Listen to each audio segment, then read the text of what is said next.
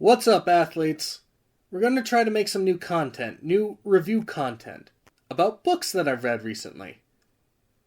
I don't know, I just want to use the review part in my name more, and this seems like a fun thing to do. So our first book review we'll be doing is Star Wars Lost Stars, a Star Wars book I read all the way back in middle school, before The Force Awakens came out. This book was a part of a collection of books approved by Disney to introduce the world of Star Wars to teenagers, and to help promote the new Force Awakens movie they were making. And this was the book my school had. I remember really liking this book as a teenager, but I'm not sure it was something that made me super excited for The Force Awakens to come out. I'm a huge fan of Star Wars, so I was excited for TFA since day one, and didn't need a crummy teen book to get me excited for it. Star Wars Lost Stars has a very interesting premise for a Star Wars story. The idea behind it is our two main characters are star-crossed lovers on opposite sides of the galactic civil war, which I think is a really cool idea. Our main characters are Ciena Rey and Thane Kyrell, two kids from the planet Jelucan. I did not know the planet was called Jelucan when I first read it. I thought the planet was called Jelusian. But thanks to the audiobook, it's Jellocone. I died laughing when I first heard that. Jelucan is the planet in the Outer Rim that was subjected to CIS rule during the Clone Wars, but was annexed by the Galactic Empire after the Clone Wars. The people welcome the Empire as heroes and liberators, and our two main characters meet each other for the first time at the celebration. Ciena and Thane both had a fascination for ships, so they snuck off to see Grand Moff Tarkin's shuttle. After a little fistfight with some bullies, Tarkin and his men come to see what's going on, and impressed with the bravery and intelligence of the children after asking them a few questions about the ship, he lets them inside the ship and basically recruits them into the Empire. The first few chapters of the book build up Ciena and Thane's friendship in a pretty well written way. Thane is the rich kid while Ciena is the poorer status. So while their families hate each other, they are best of friends and practice flying in Thane's older brother's old ship whenever they can, making a pretty effective duo. After graduating from Imperial High School, they are then accepted into the Imperial Academy on Coruscant, where we spend a few chapters here. Here we meet some of our supporting characters. Jude Edie Vons, who's Ciena's best friend, Nash Winrider, who's from Alderaan and is Thane's best friend, Kendi, who's Jude and Ciena's third roommate, and Ved Folso, who's the guy's third roommate, and he just kind of pieces out after their time at the Academy. He only gets mentioned once again at the very end of the book. The Academy chapters are not the most exciting, but they do build up Ciena and Thane's potential in the military. They're both top of their class and are the best pilots in the school, but they fall apart after an incident in which they both fail a class because of a conspiracy. Basically, the school sabotaged Thane's assignment and framed Ciena for it to try to separate them because they don't like how close they were getting because they came from the same planet. But after their studies, they reconnect and become best friends again. At this point, the book is now set during the events of A New Hope, and this part of the book is probably the worst part because it feels like a ton of things were cut. It just jumps without really setting anything up. Like 1 minute we're with Ciena on the Star Destroyer that's hunting the Tantive 4, and Ciena was the one who shot the first escape pod that was launched before C-3PO and R2-D2 escaped the ship. And then we just cut to Thane, who's on the Death Star, and Ciena contacts him and says her Star Destroyer is coming to the Death Star, but then after they get to the Death Star, the Empire blows up Alderaan. Dash and Thane are affected by this, but we don't really dwell on this, because for some reason, Ciena's ship is being deployed somewhere, for some reason, while Thane is a part of the scouting crew that investigates Dantooine, because Leia told Tarkin the rebels were hiding there. I don't know why Thane is even sent on that mission, because he gets sent on a troop transport that he is not flying and is sent with a squad of other soldiers. Thane's a TIE fighter pilot, but for some reason he's doing grunt work, which really is just to get him off the Death Star for the Battle of Yavin, which none of our characters are actually present at. We don't actually see this battle other than a few mentions from an officer on the Death Star about what's happening. We just see the aftermath, where Ciena and another pilot are sent to rescue Darth Vader. This sequence was actually kind of funny because Ciena's like the co-pilot of the shuttle they used to rescue Vader, and her captain tells her to go greet Vader, and that's definitely something I would do if I was in that situation, is make the underling report to Vader. I thought that part was funny. I don't think it was supposed to be funny, but I was laughing. Now, credit where credit is due. I actually really like this moment where the Empire is panicking about losing the Death Star and remobilizes their forces to compensate for the loss of Death Star 1. This part is actually really well done. It's just the moments before all this happens are just way too fast for us to really grasp what's happening. Which kind of sucks, and I feel like there's supposed to be more that just got cut out of the book, because it just feels weird. But anyway, Ciena and Thane reunite, and they confess their love for each other and are deployed to different parts of the galaxy. Thane is sent to some planet to help impose fear, while Ciena works on Darth Vader's Star Destroyer still. While on the planet, Thane finds out the Empire uses slaves because the Empire is evil, and this disenfranchises him from the Empire. We get hints at this with the destruction of Alderaan, but the slave thing is what pushes him over the edge. Not genocide, but slavery. He tells Ciena he's leaving the Empire, but he doesn't actually say that. He just says something about him leaving, and she thinks that means he's getting redeployed somewhere. And he assumes, she understands, that he wants to desert the Empire forever. She thinks he's just dealing with the trauma of the Death Star being destroyed because they both had friends on it. Ciena lost Jude, and Thane lost a lot of school buddies and new friends. Thane wants her to meet him on Jellucan, but that doesn't actually say so because the Empire monitors holocalls, and naturally, she has no idea what he meant. Next thing we find out, Thane deserts the Empire and Ciena is sent to fight him on Jellucan. Back on Jellucan, Thane sees the oppression the Empire imposes on the civilians, but he's desperate to see Ciena. She decides to go back home to look for him because the Empire needs trained men, and they're willing to let deserters back in because of the stress of what's happened. This is the only time the Empire is not pure evil in the book. When they reunite, they have sex, and this brings up something I have not talked about yet. This is a young adult's book, but it strangely deals with a lot of mature things. It has more crass language than what I would expect in Star Wars. It swears a lot more than your average Star Wars story, especially towards the end, with damn and ass oddly being the most common swear words used. It also deals with the topic of sex multiple times, but doesn't actually deal with the consequences of sex. This is also very jarring to see in a Star Wars story. I know Attack of the Clones exists, but it's badly written. The romance scenes are more cringe than anything. Here, the romance is actually pretty well developed. I mean, it's the entire selling point of the book. But that still doesn't mean that when the occasional sex scene between Ciena and Thane happens, it's not incredibly jarring, and, to me at least, uncomfortable to read. I don't like sex scenes in anything, there's pretty much no exception, except porn, so seeing that in a young adult Star Wars book really caught me off guard when I first read it, and caught me off guard again as an adult. I mean, it's not like it's graphic or anything, but just hearing sex in the context of Star Wars is just funny to me because Star Wars fans don't have sex. I've been on this fucking subject for too long, holy shit. After their night together, they part ways, with Thane becoming a supply runner while Ciena tells her officers that Thane killed himself, so they'll never try to find him.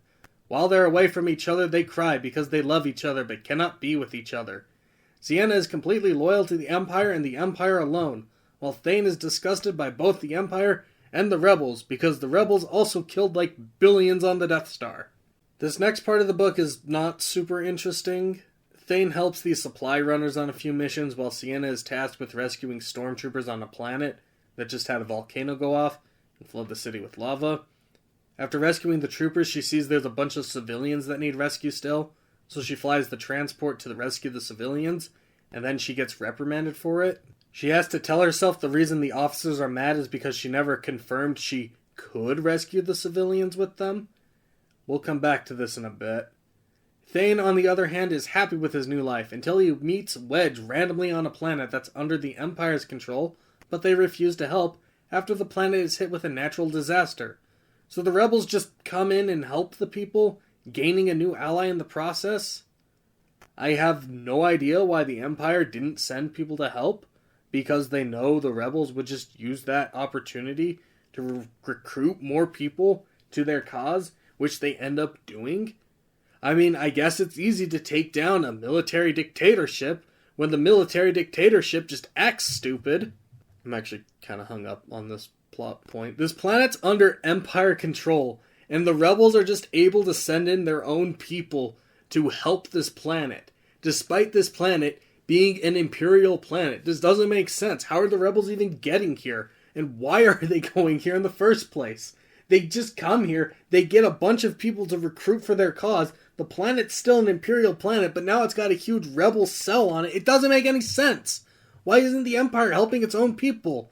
I know they're evil, but like, come on. Don't make things easy for your enemies. Like, it doesn't make sense. Apparently whatever Wedge says is enough for Thane to join the rebels. Thane is sent to Hoth, and he's apparently one of the rebels who's helped set up the rebel base there. Yes, the top secret, most important rebel military base.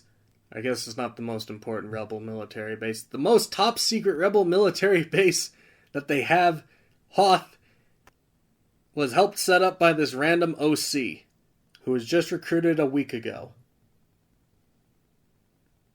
How the fuck has the Empire not won yet? Why are these factions so stupid? Anyway, we get the Hoth battle, and this is actually really exciting.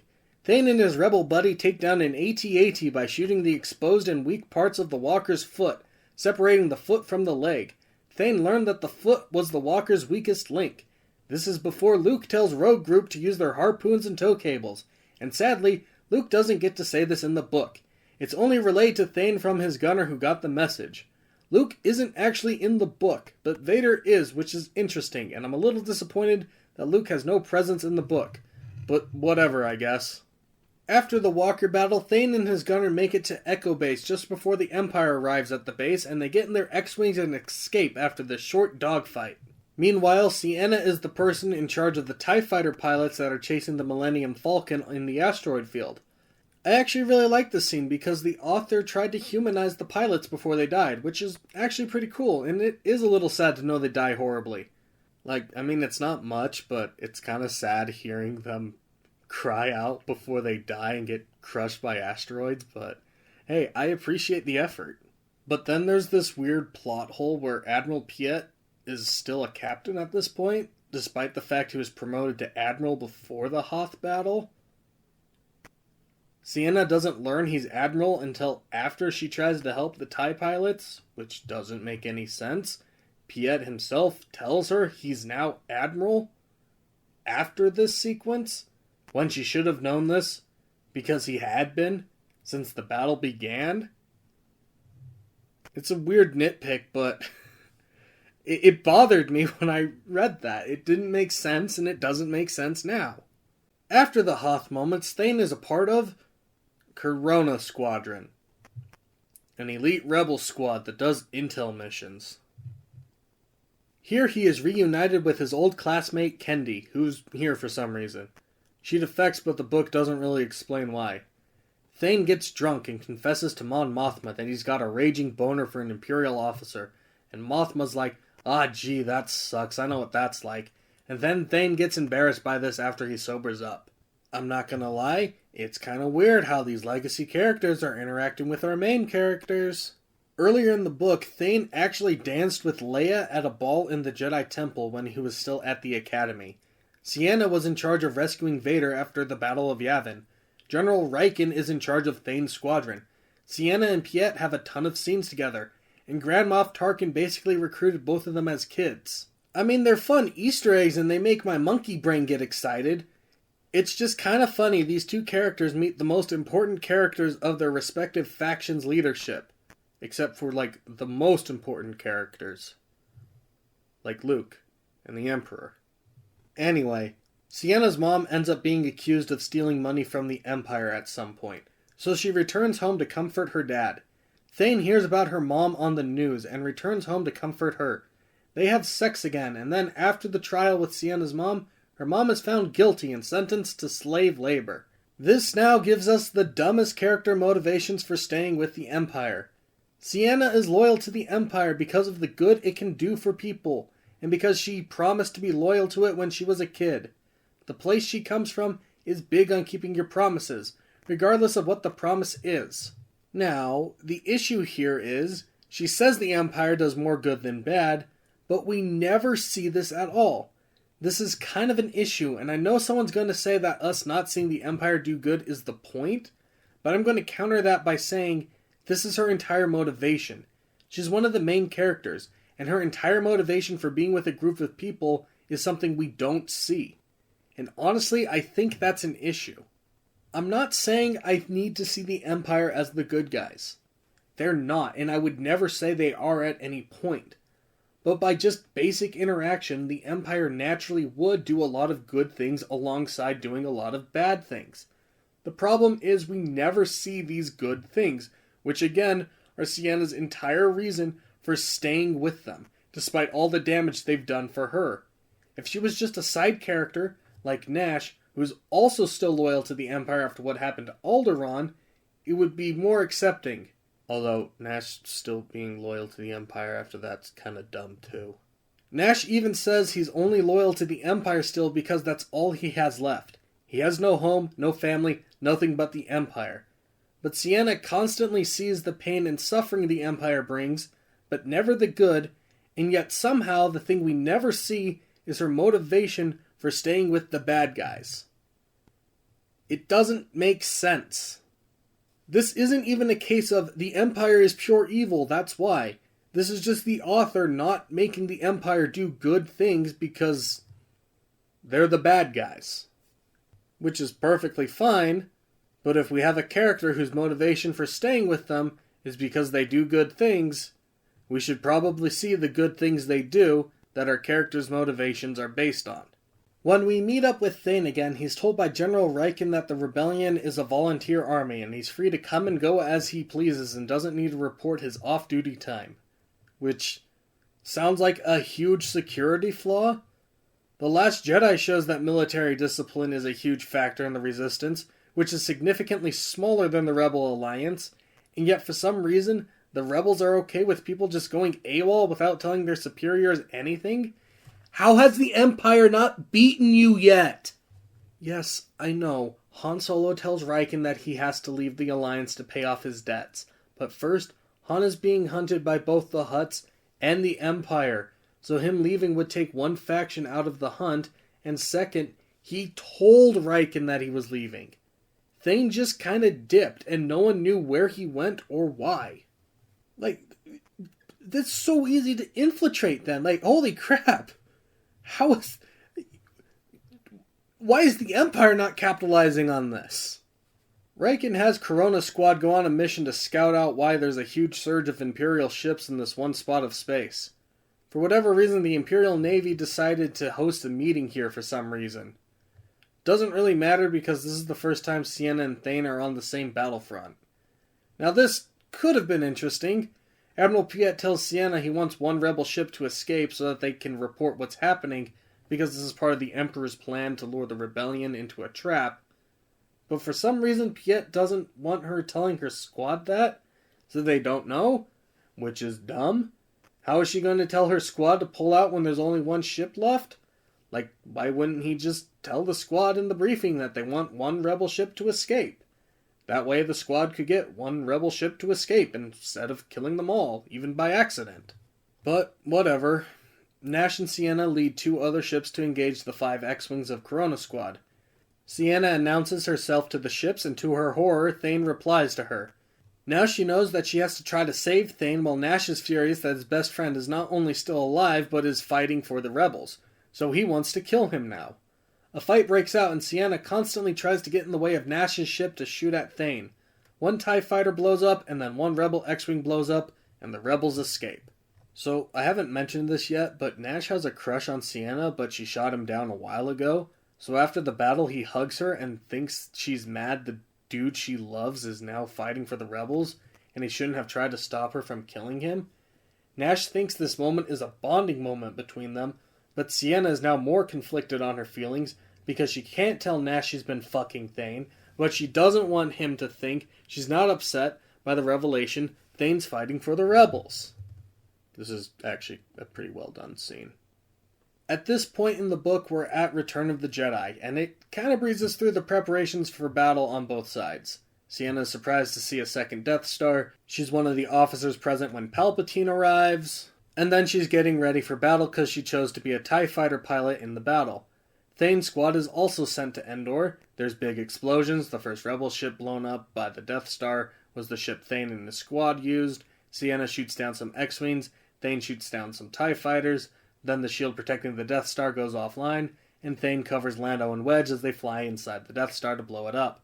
Sienna, on the other hand, is the pilot who shot the A-Wing that crashes into the Executor and causes the ship to crash into the Death Star.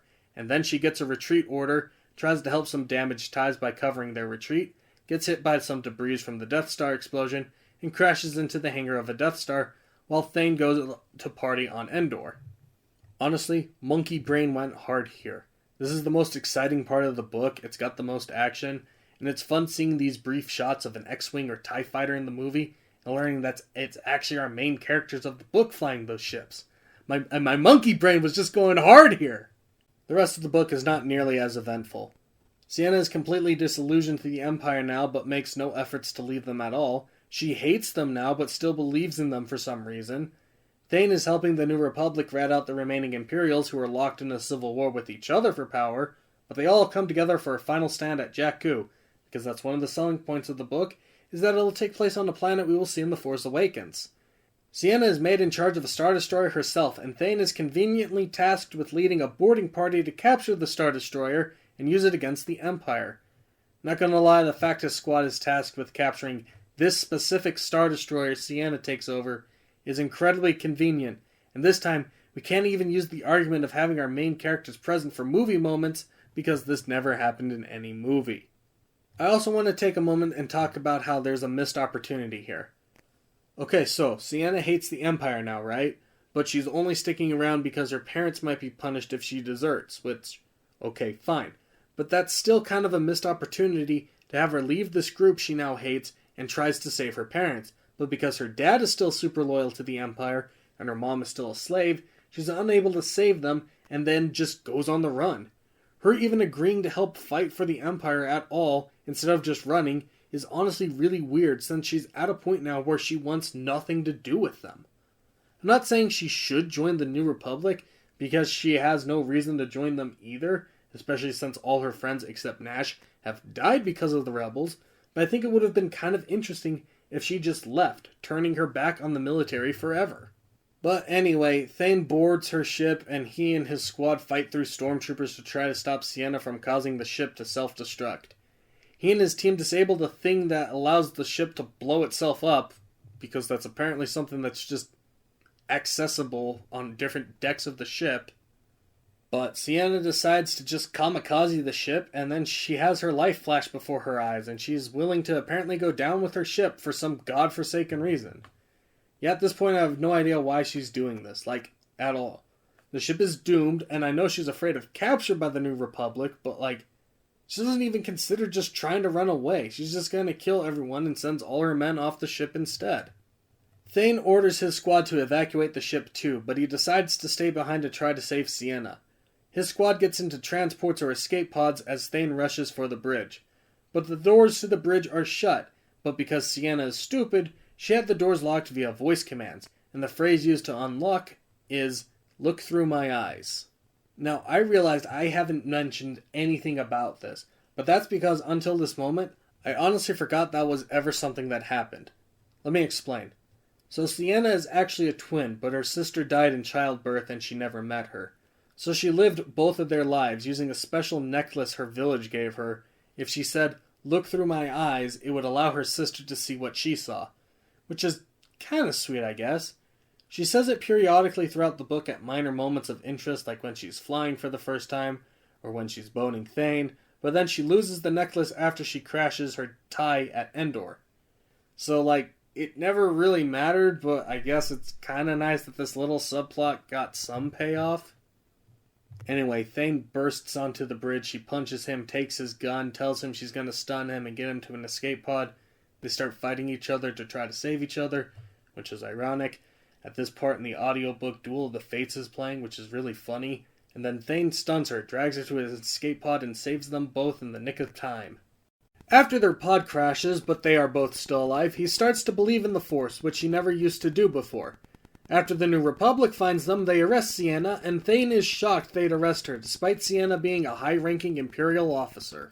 After a week of being imprisoned by the New Republic, Sienna and Thane meet up, and during their talk she realizes she was kind of a piece of shit by being in the Empire still, and now she hates herself for being a war criminal. Thane assures her that he is not in fact there to try to get information from her, but because he loves her. But despite all this, she still will not revoke the Empire. And Thane, in his ultimate simp move, tells her that he will never leave her side and help her as best as he can to make sure she's free. And he tells her he will always wait for her. And then they put their hands on the force field separating them because they're together but forever apart. The epilogue has us follow Nash, who's still alive and is in hiding in the Hosnian system. For some reason. That's the place the First Order ends up blowing up. And he has an assault cruiser for some reason. And Imperial forces still working for him. Why? Isn't this place a part of the New Republic? Why would he even be here if this ends up being the place that the First Order destroys every planet in completely? Anyway, his other roommate, Ved, remember him? Well, he's the one who's making the new weapons for the Empire. Somehow. Anyway, Nash is mad that Thane might be alive and doesn't know that Sienna is still alive. In a kind of fun twist, Thane's brother is his secretary, who Thane never got along with, and Nash keeps him around, I guess, out of respect for how Thane was treated by his brother. He bullies his brother for him. Anyway, apparently the Empire has a massive fleet of ships that's just in the Hosnian system, and he gives a final salute to Sienna and accepts his role in the up-and-coming final battle of the Galactic Civil War, which I don't think ever happened. So, that was Star Wars Lost Stars. And honestly, I really liked it. It holds up pretty well, and is a decent enough love story set in the Star Wars universe that it makes for a fun read. I mean, the sex scenes are weird and out of place, but the story itself is mostly okay. The fan service is good, and seeing some of our favorite battles from a different lens is fun. And most importantly, our main characters are good. Well, mostly. Sienna is kind of annoying towards the end because of her hatred to the Empire, but her inability to just toss it aside, which I don't understand why she doesn't just do after she sees how evil they are. Thane is a pretty interesting character. My issue with him more so comes from his quickness to join the rebellion, something that while I guess he technically never fully trusts, is too willing to accept into his life, I think. Like, he learned they killed pretty much all his friends except Sienna and Nash. Like, he should never forgive them for that at all, regardless of how evil the Empire is. That's not something anyone could forgive.